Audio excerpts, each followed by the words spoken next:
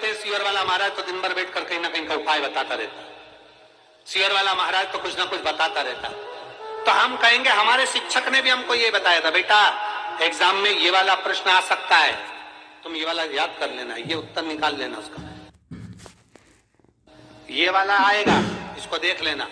हमारे शिक्षक, हम जब उनको किताब देकर आते थे तो हमारे शिक्षक 20-20 क्वेश्चन होते थे, तो 20-20 क्वेश्चन टिक लगा देते थे, ये तैयारी कर लेना, हो सकता है इसमें से आ जाए। अब तैयारी किसको करना है? अपने को। शिक्षक ने तो टिक लगा दिया। हमारे यहाँ पुरानी रीति रही है कि हमारे शिक्षक भी हमको उपाय बता देते थे, हमारे शिक्षक हमसे कह देते ऐसा कर लेना। हमारे शिक्षक देवर्षि नारद ने पार्वती जी से कह दिया था ऐसा कर लेना, पार्वती जी ने वो कर लिया। शिवपुराण भी बताती है, शिव महापुराण भी वर्णन करती है। अब दुनिया के लोगों को लगे कि सियोर वाला महाराज तो दिन भर बैठकर बता दे कि बेलपत्री ऐसे चढ़ाओ, जल ऐसे चढ़ाओ, पानी ऐसे चढ़ाओ, आचमन ऐसे करो। अरे भाई किसी डॉक्टर के पास जाओगे तो दवाई का तरीका तो बताएगा, कि डायरेक्ट कह देगा कि ये दवाई लो, तुम्हारी मर्जी पड़े तब निपटा लो, तुम्हारा मन पड़े जब खा लो। दवाई का तरीका बताएगा। खाली पेट ये वाली दवाई लेना है, भोजन के बाद ये वाली, नाश्ते के बाद ये वाली, सोते समय ये वाली।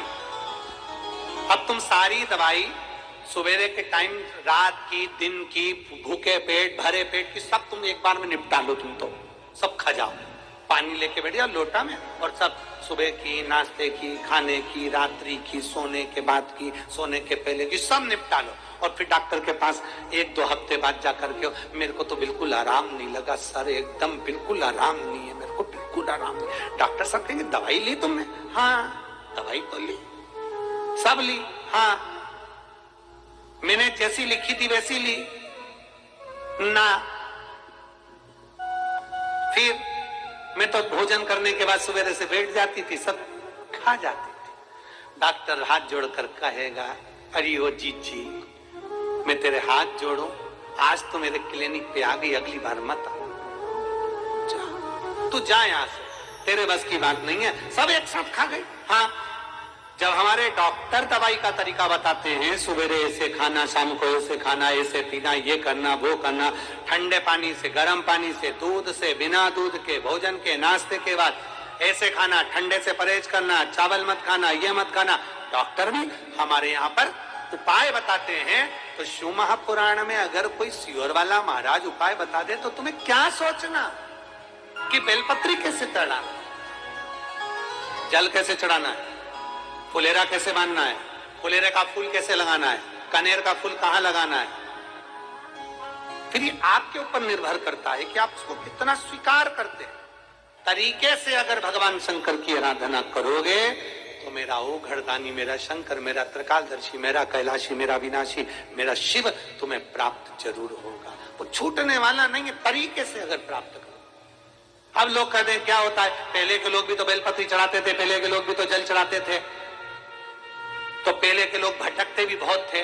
कभी यहाँ चले गए महाराज जी बता दो, फिर कोई घूम घूम के बतावे, फिर उसके यहाँ चले गए, फिर उसकी सारी दुनिया में भटकते रहे। अब लोग भटकते नहीं है।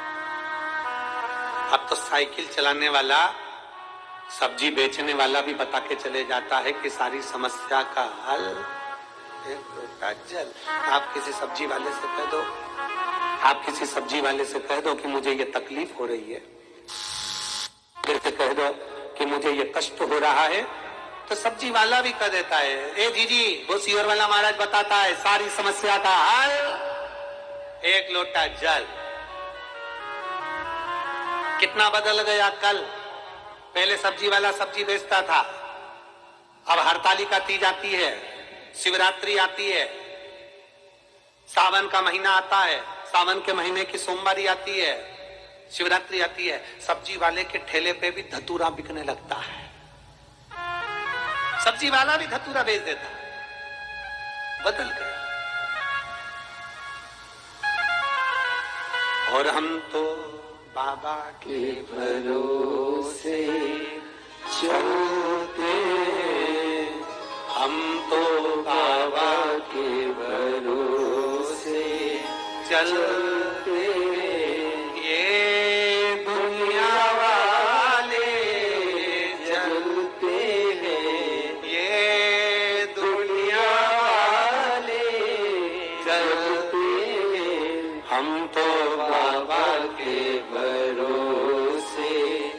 चलते हैं, हम तो बाबा के भरोसे चलते हैं। उपाय तरीका दवाई का भी है, उपाय तरीका पढ़ाई का भी है। हमारे शिक्षक हमें शिक्षा देते हैं। शिक्षक दिवस पर संपूर्ण देशवासियों के सारे शिक्षकों को प्रणाम करता हूं। किसी भी रूप में आपने शिक्षा दी, पारिवारिक हो, सामाजिक हो, विद्यायोगी हो, जो शिक्षक है वो शिक्षक है।